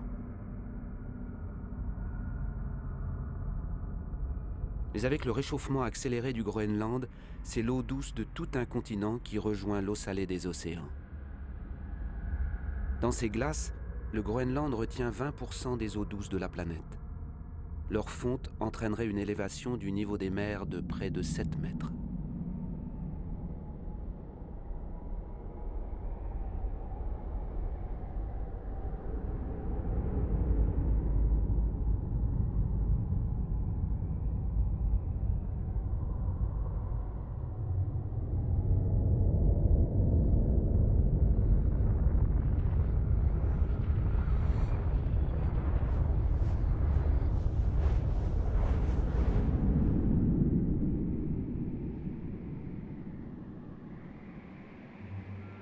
Pourtant, aucune industrie n'est installée ici.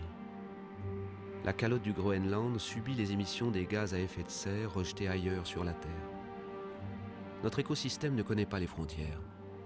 Où que nous soyons, nos actions se répercutent sur l'ensemble de la Terre. L'atmosphère de notre planète est une et indivisible. Elle est notre bien commun. À la surface du Groenland, des lacs éclosent dans le paysage. La calotte glaciaire a commencé à fondre à un rythme que même les scientifiques les plus pessimistes n'imaginaient pas il y a moins de 10 ans.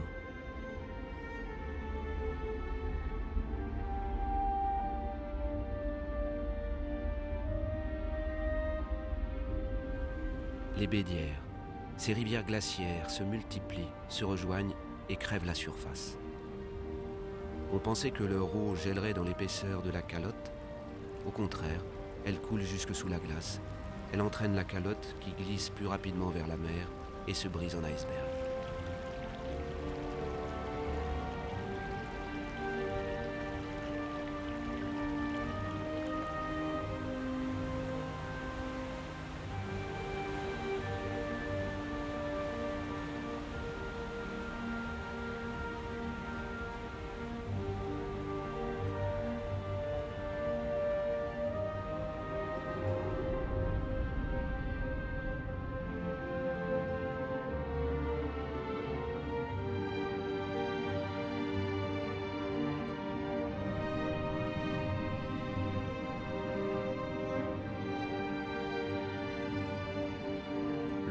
Des glaces du Groenland s'ajoutent peu à peu à l'eau salée des océans, menaçant les terres basses de la planète.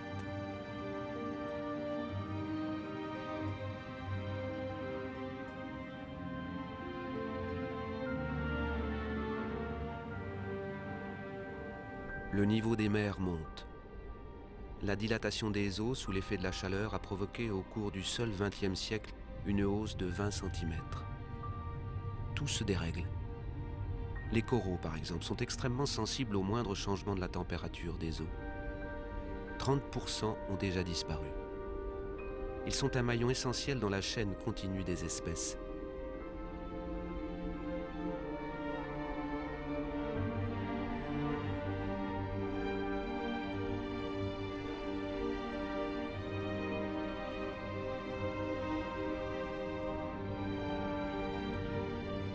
Dans l'atmosphère, les grands vents voient leur trajectoire se modifier. Le cycle des pluies est altéré. La géographie des climats change. Les habitants des îles basses, comme ici aux Maldives, sont les premiers menacés. Leur inquiétude grandit. Certains cherchent déjà de nouvelles terres d'accueil.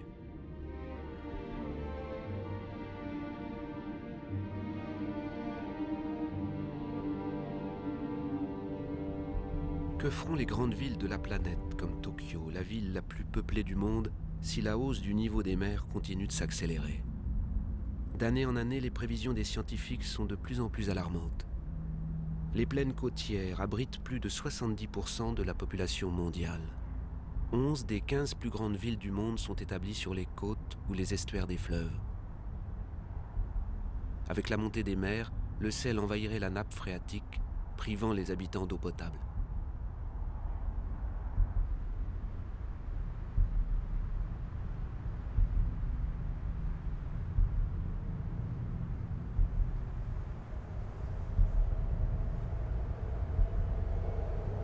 Des phénomènes migratoires seront inéluctables.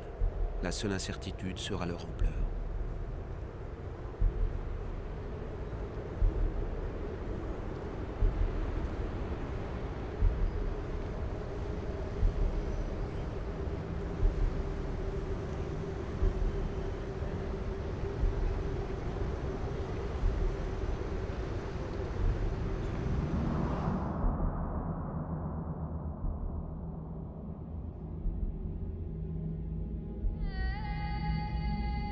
Le Kilimandjaro en Afrique a changé de visage. Les 80% de ces glaciers ont disparu. L'été, les rivières ne coulent plus. Les populations sont touchées par le manque d'eau. Même sur les plus hauts sommets du monde, au cœur de la chaîne de l'Himalaya, les neiges éternelles et les glaciers reculent. Pourtant, ces glaciers jouent un rôle essentiel dans le cycle de l'eau. Ils conservent l'eau des saisons pluvieuses sous forme de glace pour la restituer dans la fonte des neiges l'été.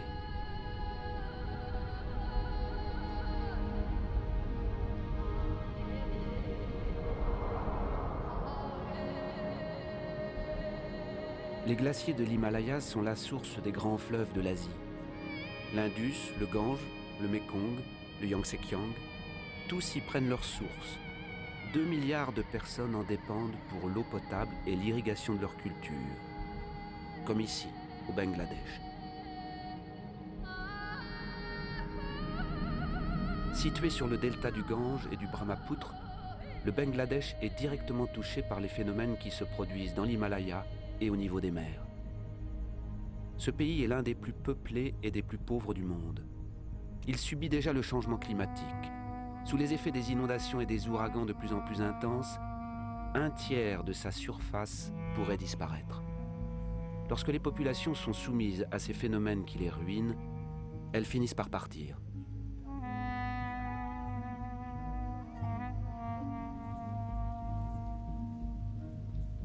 Les pays riches ne seront pas épargnés.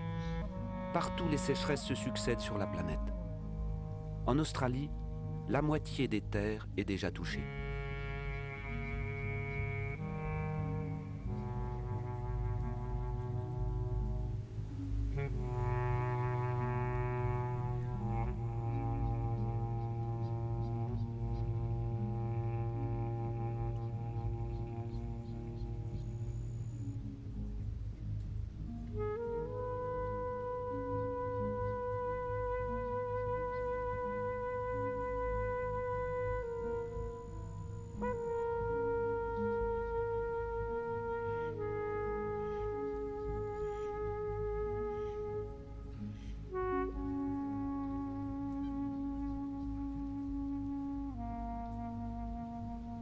Cet équilibre climatique qui a permis notre développement depuis 12 000 ans, nous sommes en train de le compromettre.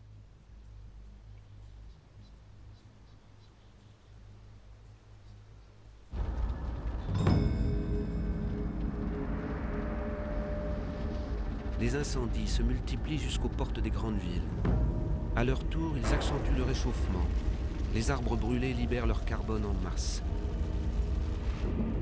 Le système qui régit notre climat est complètement perturbé. Les éléments sur lesquels il repose sont perturbés.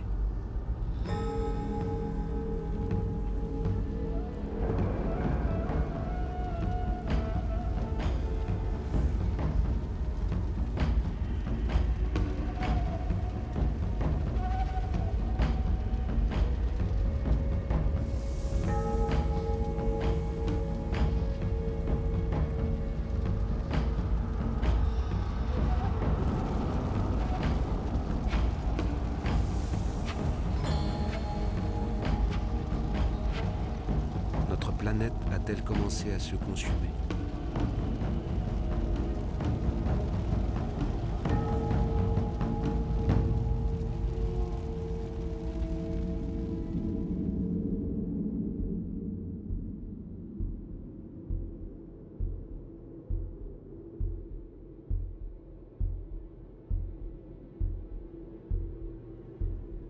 L'horloge du changement climatique est là, dans ces paysages magnifiques.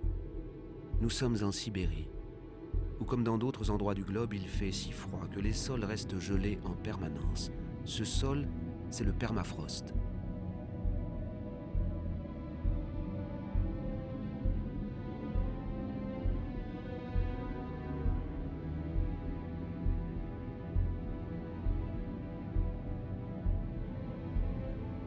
Sous sa surface se cache une véritable bombe climatique, le méthane.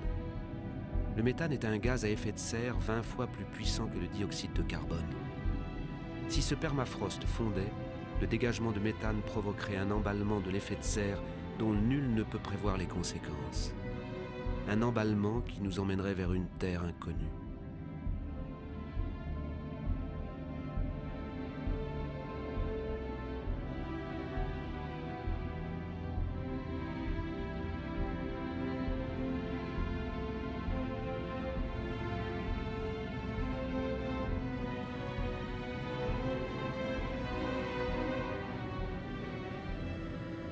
Il ne reste pas plus de 10 ans à l'humanité pour inverser la tendance et éviter de franchir la frontière de cette terre inconnue, qui serait désormais la nôtre.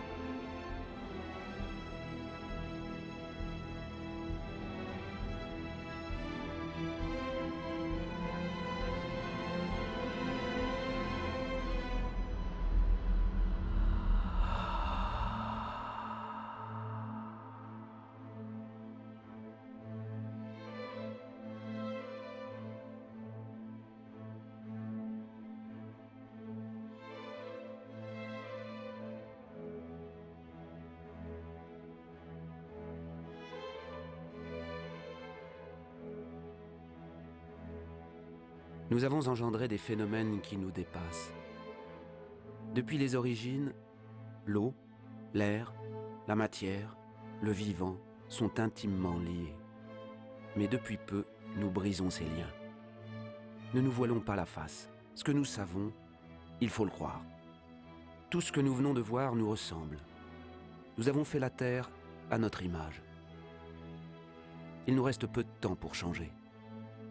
Comment ce siècle pourra-t-il porter le poids de 9 milliards d'êtres humains si nous n'acceptons pas de faire enfin les comptes de tout ce dont nous sommes les seuls responsables ?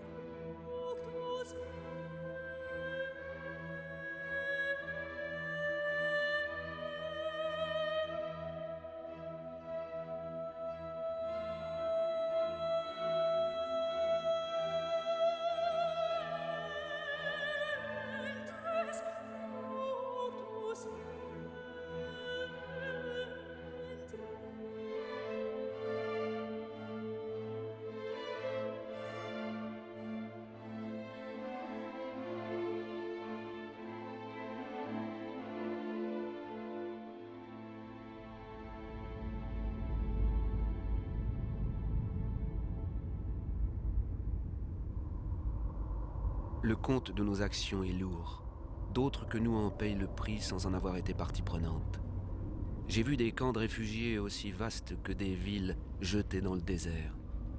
Combien d'hommes, de femmes, d'enfants laisserons-nous au bord du chemin demain? Faut-il toujours construire des murs pour rompre les chaînes des solidarités humaines, séparer les hommes d'autres hommes, le bonheur des uns du malheur des autres? Il est trop tard pour être pessimiste. Je sais qu'un homme, même seul, peut abattre tous les murs. Il est trop tard pour être pessimiste. Dans le monde, 4 enfants sur 5 vont à l'école. Jamais l'instruction n'a été donnée à autant d'êtres humains. Chacun peut agir du plus pauvre au plus riche. Le Lesotho, l'un des pays les plus démunis de la planète, est celui qui investit le plus largement ses richesses dans l'éducation. Le Qatar, l'un des plus riches, s'ouvre aux meilleures universités du monde. La culture, l'éducation, la recherche, l'innovation sont des ressources inépuisables. Face aux malheurs et aux souffrances, des millions d'ONG apportent la preuve que la solidarité des peuples est plus forte que l'égoïsme des nations. Au Bangladesh, un homme a eu l'idée de créer une banque impensable. Elle ne prête qu'aux pauvres. En 30 ans à peine, elle a changé la vie de 150 millions de personnes dans le monde.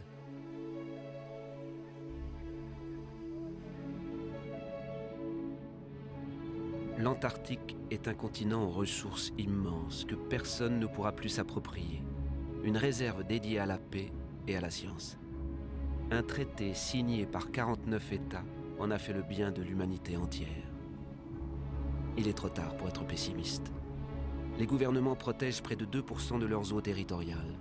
C'est peu, mais c'est déjà 2 fois plus qu'il y a 10 ans. Les premiers parcs naturels ont un peu plus d'1 siècle. Ils recouvrent plus de 13% des continents. Ils créent des espaces où l'activité humaine se conjugue à la préservation des espèces, des sols et des paysages. Cet accord des hommes et de la terre peut devenir la règle et non plus l'exception. Aux États-Unis, New York a compris les services que rend la nature. Ses forêts et ses lacs fournissent l'eau potable de toute la ville.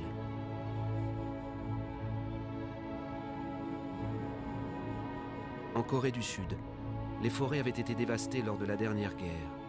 Grâce à un programme national de reboisement, elles couvrent de nouveau 65% de la surface du pays. Plus de 75% du papier est recyclé. Le Costa Rica a fait son choix entre dépenses militaires et préservation de son territoire. Le pays n'a plus d'armée. Il a préféré mettre ses ressources dans l'éducation, l'écotourisme et la protection de sa forêt primaire. Le Gabon est l'un des plus grands producteurs de bois au monde. Il a imposé la coupe sélective, pas plus d'1 arbre pour chaque hectare. Sa forêt est l'une de ses importantes ressources économiques, mais elle a le temps de se régénérer.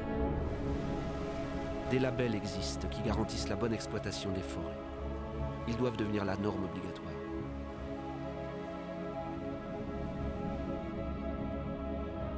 Entre producteurs et consommateurs, la justice est une chance pour tous.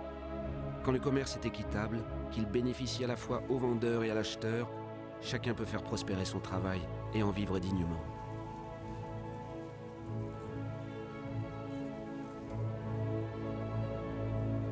Quelle justice et quelle équité peuvent-elles s'établir entre ceux qui ont leurs mains pour seul outil et ceux qui engrangent leur récolte à la machine avec l'aide des États?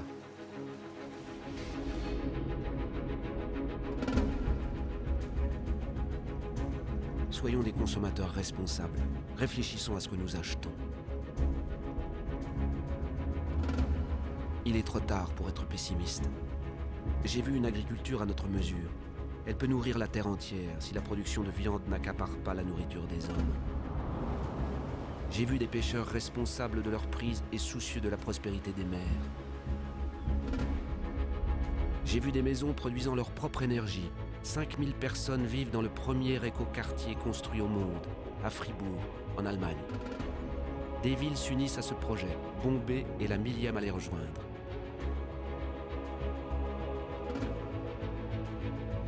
Les gouvernements de la Nouvelle-Zélande, de l'Islande, de l'Autriche, de la Suède et d'autres encore ont décidé que le développement des énergies renouvelables serait leur priorité. Je sais que 80% de l'énergie que nous consommons viennent des énergies fossiles. Chaque semaine, 2 nouvelles centrales à charbon se construisent, rien qu'en Chine. Mais j'ai vu aussi au Danemark un prototype de centrale au charbon qui rejette son carbone dans le sol plutôt que dans l'air. Peut-être est-ce une voie pour l'avenir. Nul ne le sait encore. J'ai vu en Islande une centrale électrique alimentée par la chaleur de la terre, la géothermie. J'ai vu un serpent de mer posé sur la houle pour utiliser l'énergie des vagues et produire de l'électricité.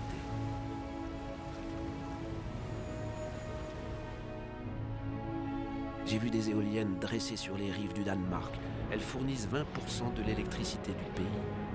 Les États-Unis, la Chine, l'Inde, l'Allemagne, l'Espagne sont les premiers à investir dans les énergies renouvelables. Elles ont déjà créé plus de 2,5 millions d'emplois. Sur quelle terre au monde le vent ne souffle-t-il pas? J'ai vu des étendues désertiques éclatantes de soleil. Si tout est lié sur la Terre est liée au Soleil, sa première source d'énergie. Ce que le végétal a fait en capturant son énergie, les hommes ne peuvent-ils le faire? En 1 heure, le Soleil donne à la Terre l'énergie consommée par toute l'humanité en 1 an. Tant que la Terre existe, l'énergie du Soleil est inépuisable. Il suffit de cesser de fouiller le sol et de lever les yeux vers le ciel. Il suffit d'apprendre à apprivoiser et à cultiver le soleil. Toutes ces expériences ne sont que des exemples, mais elles témoignent de l'éveil des consciences. Elles tracent les voies d'une nouvelle aventure humaine, fondée sur la mesure, l'intelligence et le partage.